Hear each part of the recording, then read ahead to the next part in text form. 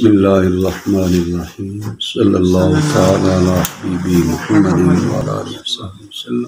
حضرت سیدنا امام بخاری صاحب رحمۃ اللہ تعالی علیہ نے یہاں پہ ترجمۃ الباب قائم فرمایا، باب وجوب الصلاۃ فی الثیاب، کپڑوں میں نماز پڑھنے کا وجوب۔ ظاہر ہے کہ ستر عورت فرض ہے، ضروری ہے، تو کپڑے پہن کے نماز پڑھنا ضروری ہے، ستر اور ڈھانپنا ضروری ہے۔ اس حوالے سے یہ ترجمۃ الباب قائم کیا۔ اللہ عز و جل کا ارشاد گرامی بھی ذکر کیا کہ اللہ تعالیٰ کا فرمان ہے، خذوا زینتکم عند کل مسجد، ہر مسجد کے پاس اپنی زینت بناؤ۔ مسجد سے مراد جائے نماز۔ جب آدمی نماز پڑھنے لگے اس سے پہلے طہارت کے ساتھ ساتھ کپڑے وغیرہ بھی پہننے ہوتے ہیں، یہ زینت ہے۔ ستر عورت کا ڈھانپنا جو ہے یہ زینت قرار دیا گیا ہے۔ یہ بھی قول لے کے ومن صلی ملتحفا فی ثوب واحد، جو شخص ایک کپڑے میں لپٹ کے نماز پڑھے اس کے بارے میں کیا ہے۔ اور ذکر کیا جاتا ہے حضرت سلمہ بن اکوع رضی اللہ تعالیٰ عنہ سے کہ نبی پاک صلی اللہ علیہ وسلم نے انہیں ارشاد فرمایا، یزرہ ولو بشوکۃ، کہ کپڑے کو گانٹھ لے اگرچہ کانٹے کے ساتھ، اگر ایک ہی کپڑا ہے آدمی نے وہ اوپر لے کے نماز پڑھنی ہے، اگر وہ کوئی گرہ لگا لیتا ہے، گانٹھ لیتا ہے، اس سے ستر عورت جو ہے وہ برقرار رہ جاتا ہے۔ اور اس سند میں کہتے ہیں نظر بھی ہے۔ ومن صلی فی الثوب الذی یجامع فیہ ما لم یر فیہ اذی، وہ کپڑا جس کو اوپر اوڑھ کے مجامعت کی ہو، بیوی کے ساتھ مباشرت کی ہے، اس میں نماز پڑھی جا سکتی ہے۔ جو نماز پڑھے جب تک اس میں کوئی نجاست نہ دیکھے، جب تک کوئی ظاہر ہے کپڑا پہلے پاک صاف ہے، تو اب جب تک اس پر نجاست نہیں لگے گی اس وقت تک اسے ناپاک نہیں کہا جائے گا۔ اور امر النبی صلی اللہ علیہ وسلم اللہ یطوف بالبیت عریان، نبی پاک صلی اللہ علیہ وسلم نے حکم دیا کہ کوئی شخص بھی ننگے طواف کعبہ نہ کرے، ننگے طواف کعبہ، چونکہ پہلے زمانہ جاہلیت میں لوگ جو ہے وہ کعبہ شریف کا طواف کرتے، ننگے طواف کرتے تھے۔ جب اسلام آیا تو پھر بھی ان کی عادت پہلے کی طرح تھی، تو یہ حکم دیا گیا کہ آئندہ کوئی بھی کعبہ شریف کا طواف۔ کپڑے پہننے کے بارے میں لباس کا رکھنا یہ زینت ہے، سمجھ آ رہی ہے؟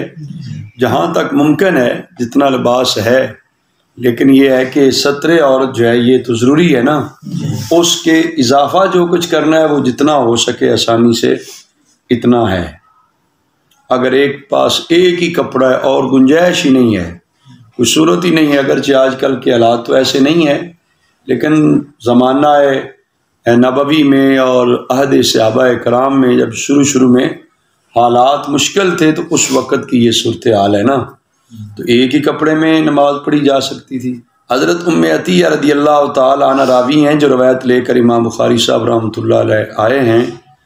آپ فرماتی ہیں کہ ہمیں حکم دیا کہ ہم جو ہے نا حیضہ خواتین کو بھی عیدین کے دن اور پردہ والیوں کو نکالیں، فَيَشْهَدْنَ جَمَاعَةَ الْمُسْلِمِينَ وَدَعْوَةً، وہ مسلمانوں کی جماعت اور مسلمانوں کی دعا میں شریک ہوں۔ وَتَعْتَزِلُ الْحُيَّضُ عَنْ مُصَلَّاهُنَّ، تو حیض والی خواتین جو ہیں وہ عیدگاہ سے الگ تھلگ بیٹھ جائیں، لیکن مسلمانوں کی اجتماعیت میں تو ان کی شرکت ہو، مسلمانوں کی دعا میں ان کی شرکت ہو جائے۔ ایک عورت نے عرض کیا، یا رسول اللہ صلی اللہ علیہ وسلم، احدانا لیس لہا جلباب، آقا حضور ایک ایسی خاتون ہم میں ہو جس کے پاس جلباب نہ ہو، جس کے پاس جس کے پاس جلباب کیا ہے، کھلی چادر، وسیع چادر نہ ہو تو کیا کرے، وہ کیسے بہر ہے؟ حضور علیہ السلام نے فرمایا، لِتُلْبِسْهَا صَاحِبَتُهَا مِنْ جِلْبَابِهَا، چاہیے کہ اس کی صاحبہ اسے اپنی چادر میں، بڑی چادر میں چھپا لے۔ سمجھ آ رہی ہے بھائی؟ اس سے مسلمان خواتین کو چاہیے کہ باہر نکلنے کے جو شریعت نے احکام اور آداب بتائے ہیں وہ با پردہ باہر نکلنا ہے۔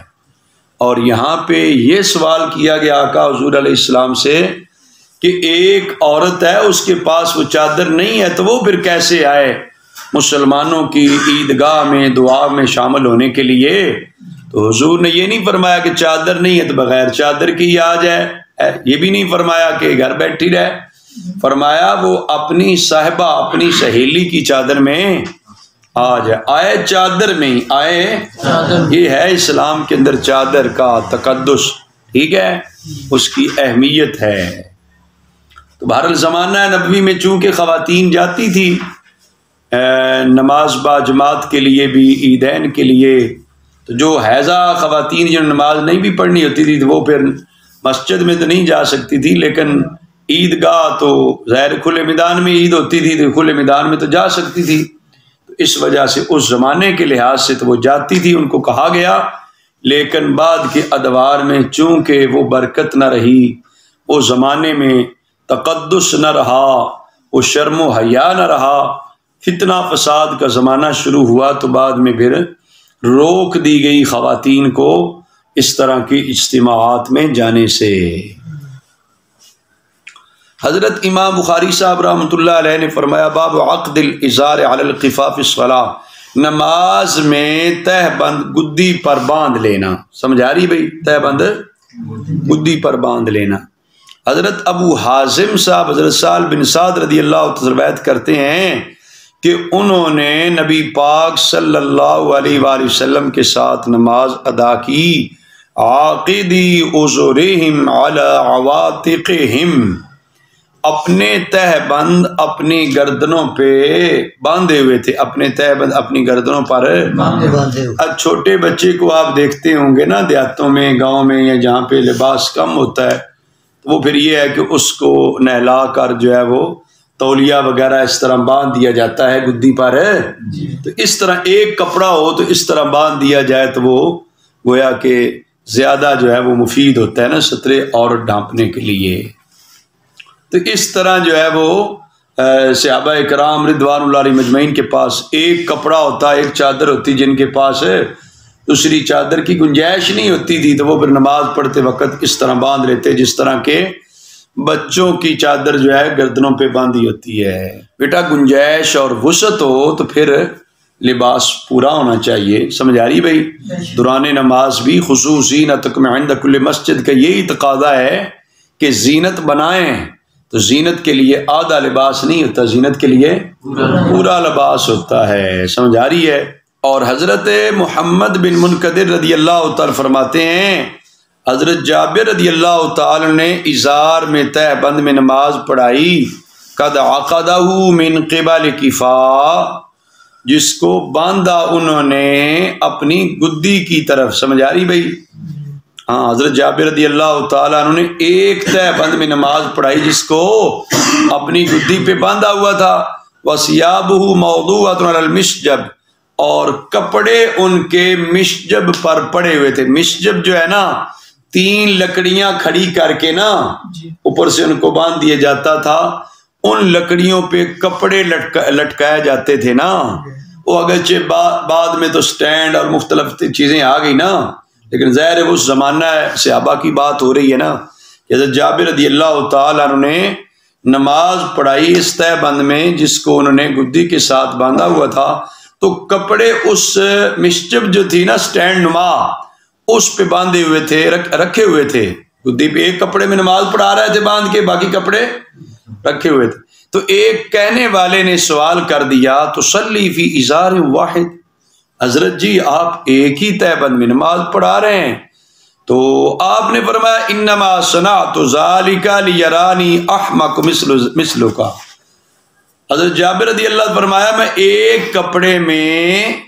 اس لیے نماز پڑھ رہا ہوں تاکہ تیرے جیسے احمق کو دکھا سکوں کہ اگر کوئی بندہ ایک ہی کپڑے میں نماز پڑھ لے، سترے اور ڈھانپ ہو گیا، تو اس کے ساتھ نماز ہو جائے گی۔ بات آگے سمجھ؟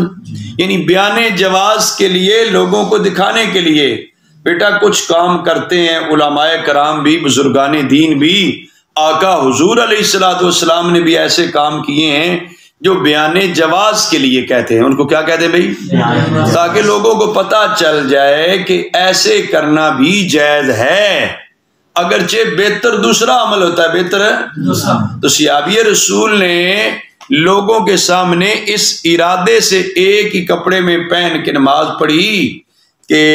تاکہ لوگوں کو پتہ چل جائے بعد میں آنے والوں کو کہ ایک کپڑے میں بھی اگر ستر عورت ہو گیا تو اس کے ساتھ کیا ہے، جسم کا وہ حصہ ڈھانپ لیا جس کا ڈھانپنا نماز میں ضروری ہے تو نماز ہو جائے گی۔